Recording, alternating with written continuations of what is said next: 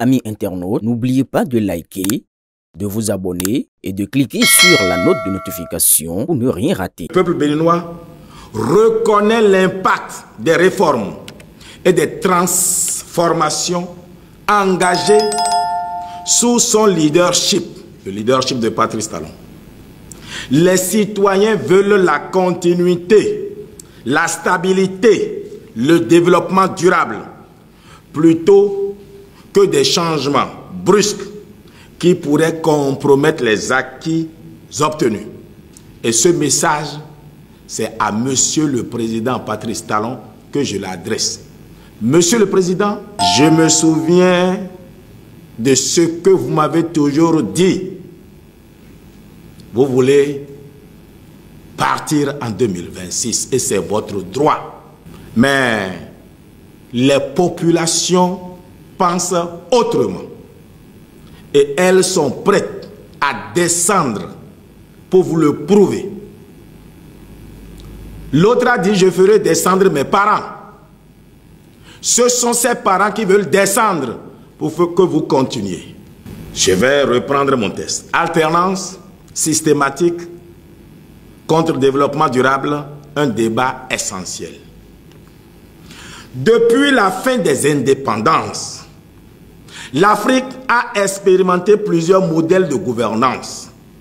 D'un côté, certains pays ont instauré une alternance systématique au pouvoir, après 2 mandats, considérant cela comme un impératif démocratique. De l'autre, des nations ont vu des dirigeants rester au pouvoir, justifiant leur longévité par la nécessité d'un développement structuré et stable. La question que nous devons nous poser aujourd'hui est la suivante. Quel modèle a permis un véritable développement? Prenons l'exemple de l'Asie. En 1960, la Corée du Sud, Singapour, la Malaisie et d'autres nations asiatiques avaient un niveau de développement économique comparable, voire inférieur à celui de nombreux pays africains. Pourtant, en quelques décennies, ces pays ont réalisé un décollage économique spectaculaire, pendant que l'Afrique, en grande partie, stagnait ou régressait. Pourquoi donc l'Asie a misé sur la stabilité et la continuité des politiques de développement? Les pays asiatiques ont réussi leur transformation économique parce qu'ils ont évité les interruptions brutales de leadership qui cassent les dynamiques de développement. Lee Kuan Yew à Singapour, 31 ans au pouvoir. Mahathir Mohamad à Malaisie, 22 ans au pouvoir. Suharto en Indonésie, 32 ans au pouvoir. Deng Xiaoping et ses successeurs en Chine, sans alternance démocratique occidentale, ont privilégié une vision à long terme, une stabilité des réformes et une continuité des politiques économiques. Pendant ce temps, en Afrique, nous avons souvent adopté l'alternance comme un dogme absolu, sans nous poser la question de l'impact de cette alternance sur le développement. Les changements fréquents de dirigeants ont entraîné des ruptures dans les stratégies économiques, une instabilité institutionnelle et une gestion à courte vue. La démocratie signifie-t-elle l'alternance après 2 mandats? La démocratie est le gouvernement du peuple par le peuple et pour le peuple. Elle n'est pas synonyme de limitation stricte des mandats, mais plutôt d'un choix libre et souverain des citoyens. Prenons les États-Unis. Les États-Unis, parlons-en. Franklin Roosevelt a été élu 4 fois, car le peuple américain considérait que c'était lui l'homme de la situation en pleine crise de guerre mondiale. C'est après lui que la limitation à 2 mandats a été introduite. Mais est-ce un impératif universel? En Allemagne, Angela Merkel a dirigé pendant 16 ans et c'est sous son leadership que l'Allemagne a consolidé son statut de puissance économique. En Russie et en Chine, la longévité des dirigeants a permis une stabilité politique qui a facilité un développement constant. L'idée selon laquelle l'alternance automatique garantit la démocratie est donc un faux débat. Une démocratie peut être vivante sans alternance imposée. Tant que les dirigeants sont compétents, intègres et légitimes aux yeux du peuple. C'est le cas de Patrice Talon. J'ai été étonné de voir le Bariba parler d'un fond en les termes que j'ai entendus. Le Bariba. Talon n'est pas fond. Oh, Talon n'est pas Bariba. Il n'est pas d'Indi. Il n'est pas du Nord. Il ne parle pas Bariba. Il faut aller les écouter. Monsieur le Président, vous pouvez faire comme vous voulez. Vous êtes libre de partir. Mais l'histoire vous jugera. La limitation d'âge entre 40 ans et 70 ans. Un principe démocratique ou une exclusion injustifiée. Certaines constitutions africaines imposent une tranche d'âge pour être candidat à la présidence. Mais est-ce une mesure démocratique ou une façon de priver certains leaders expérimentés de servir leur pays? Franchement, si Donald Trump était béninois, il n'aurait pas pu être candidat. Vous trouvez ça normal, vous? Ablaye Biakane, 11 ans ou 72. Tout solide qu'il est, il ne peut pas être candidat dans ce pays. Diantre, ça c'est quoi ça? On a des enfants de 30 ans qui sont plus intelligents que des vieux de 90 ans. Ils ne peuvent pas être candidats. C'est quoi cette démocratie-là? Ça, c'est pas une démocratie. Ce n'est pas une démocratie. Certaines constitutions, je reprends, africaines imposent une tranche d'âge pour être candidat à la présidence. Mais est-ce une mesure démocratique et une façon de priver, ou une façon de priver certains leaders expérimentés de servir leur pays? En Afrique, nous avons trop souvent utilisé les constitutions comme des armes politiques, au lieu d'en faire des outils de progrès. Si un homme ou une femme a la vision, l'énergie et la compétence de diriger à 75 ans ou 80, pourquoi l'en empêcher? Pourquoi? Dites-moi pourquoi. Nous devons aller vers une démocratie de la compétence et non une démocratie d'exclusion par l'âge ou par les limitations artificielles. Et ça, c'est mon commentaire. Je crois que ce pays, le Bénin, a besoin d'un système électoral juste et équitable. Et non une limitation où celui qui a gagné, on dit bon, on lui permet de tricher pour le second, et bien au troisième, après ça, même s'il est bon, oh, il s'en va. Franchement, ça c'est quoi ça? Donnons-nous un système électoral juste et équitable et enlevons les limitations avec du nombre de mandats, les limitations d'âge. Si les Béninois veulent d'un PP de 100 ans, c'est quoi le problème des autres? Anyway, nous devons aller vers une démocratie de la compétence, je reprends, et non une démocratie d'exclusion par l'âge ou par des limitations artificielles. Le cas du Bénin. Pourquoi le président Patrice Talon, c'est pourquoi le président Patrice Talon doit poursuivre son œuvre après 2026.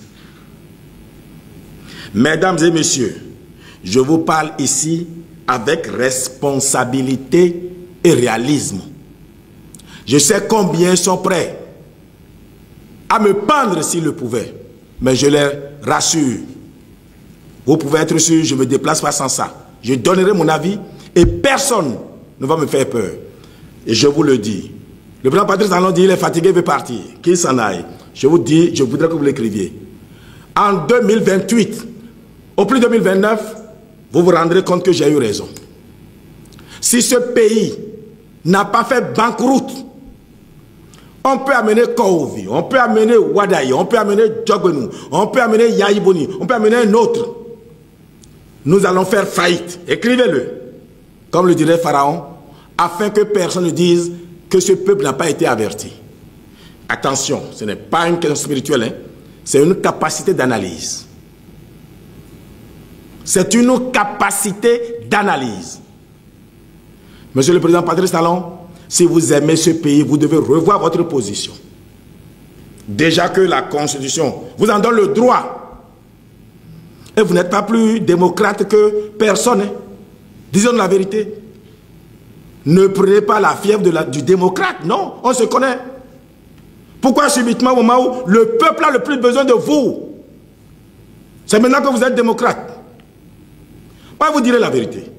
Le reste, on ne meurt qu'une fois. Ce pays a besoin que vous continuiez.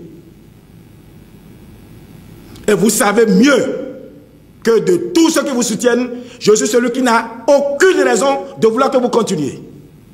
Qu'est-ce que vous m'avez donné? Qu'est-ce que vous me donnez? Quelle considération? Quel argent? Et qui dans cette mouvance-là me soutient? Moi, c'est parce que j'aime ce pays. Ce n'est pas pour vous que je le fais. J'aime le Bénin au-delà de ma propre vie. Si vous laissez ce pays, nous allons lire l'heure et ce sera ensemble. Le cas du Bénin. Pourquoi? Je vous dis la vérité. Pourquoi le président Patrice Talon doit poursuivre son œuvre après 2026? Mesdames et messieurs, je vous parle ici avec responsabilité et réalisme. Nous avons au Bénin un chef, son Excellence Patrice Talon, qui a démontré sa capacité à transformer notre pays en profondeur. Je suis un économiste et l'un des meilleurs dans ce pays. D'ailleurs, si j'ai été opposant à Talon, c'est parce que je ne croyais pas qu'il puisse réussir quoi que ce soit. Il m'a surpris au-delà de tout entendement. Il m'a surpris. Quand nombreux disent, oh, ce qu'il fait, il est élu pour ça. Yaïbouni était élu pour ça. L'a-t-il fait? Kérékou était élu pour ça. L'a-t-il fait? C'est vrai, nous souffrons tous un temps. Et il faut aussi du leadership pour réussir à imposer à son peuple d'accepter de souffrir pour faire ce qu'on fait. On n'a pas découvert du pétrole ni de l'or. Mais d'où est-ce que lui trouve l'argent? C'est parce que vous avez tous maigri, nous avons tous maigri. Au lieu de 3 boules d'akassa, il nous prend 2, il nous laisse manger 1. C'est vrai, on n'est pas content. Mais ce sont les 2 qu'on nous arrache là qui permettent de construire. Et c'est ça le génie de Talon. Avoir réussi ça, je ne suis pas sûr que j'aurai ce cœur-là. Je ne suis pas sûr que j'aurai ce leadership-là. Et je ne vois personne dans notre mouvance présidentielle qui puisse l'avoir.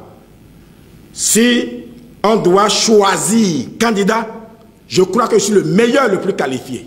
J'ai été candidat en 2016. Sur 33, j'ai été 13e. Et j'ai travaillé avec 7 différents présidents. Et je n'ai pas cessé d'avoir d'ambition pour mon pays. Mais on a un président qui réussit. On ne peut pas se permettre de le laisser partir à cause d'une constitution où lui-même dit, oh, nul de sa vie. Franchement, ça c'est quelle histoire ça? Anyway, Patrice Talon a démontré sa capacité à transformer notre pays en profondeur. Des infrastructures modernes voient le jour. L'économie béninoise est en plein essor. Les réformes structurantes garantissent un développement durable. Vous savez que moi je ne savais pas qu'on transférait l'argent aux femmes, aux filles qui vont à l'école. C'est à Sori que les femmes sont sorties pour dire mais qu'il y en a qui critiquent Talon. Mais quand l'argent vient par mois pour leurs filles, ils ne le refusent pas. Je dis, mais quel argent? Elle dit, ah, mais on reçoit au moins 14 000 quelques. Je dis, ah bon? J'ai presque regretté de n'avoir pas fait de filles. Franchement. Anyway. Nous ne pouvons pas, au nom d'un principe un principe aveugle d'alternance sacrifiait cette dynamique. C'est pourquoi la dynamique talon continue. Le Bénin a besoin de continuité, de cohérence dans ses réformes et d'une vision à long terme. C'est pourquoi il est impératif que le président Talon reste au pouvoir après 2026 pour au moins un mandat supplémentaire de 5 ans, voire 10 ans, comme le demandent les populations de l'Alibori. Prêt à descendre. Conclusion. Construisons un modèle africain de gouvernance. L'Afrique doit cesser de copier des modèles occidentaux sans en analyser l'efficacité. Notre histoire, nos réalités et nos défis exigent des solutions adaptées qui privilégient le développement et la stabilité plutôt que l'alternance à tout prix. Le Bénin doit faire le choix du progrès. Ce choix implique de garantir la continuité des réformes engagées. Et cela passe par le maintien du président Patrice Talon à la tête du pays après 2026, pour 5 ans à 10 ans encore, comme le réclame déjà le peuple. Chers amis, je vous remercie. Le président sait, monsieur le président, c'est sous votre contrôle que je parle. Suis-je jamais venu chez vous demander une nomination? J'ai toujours dit non. Pour vous être utile, moi je dois être sacrifié. Je dois avoir le droit, la flexibilité de dire à chacun ce que je pense. Monsieur le Président, vous croyez que je n'aime pas les honneurs? Vous êtes sûr que tous vos ministres sont plus qualifiés que moi? Vos ministres conseillers sont tous qualifiés plus que moi? Donc moi je n'aime pas ce qui est bon. Mais c'est le prix que moi je dois payer pour ce pays. Monsieur le Président, je voudrais que vous organisiez une rencontre de la mouvance présidentielle. Et que vous leur dites que vous ne m'avez rien donné, rien demandé. Ce que je fais, c'est pour le bien de ce pays. Il y en a qui veulent me pendre, mais mon cou ne peut pas garder la corde. Elle va se casser. Je voudrais ici répondre à un certain nombre de personnes qui ont un certain âge dont je ne vais pas appeler leur nom. Je veux leur poser la question de savoir si eux, ils n'ont pas vu que l'alternance à tout prix en Afrique nous a retardés.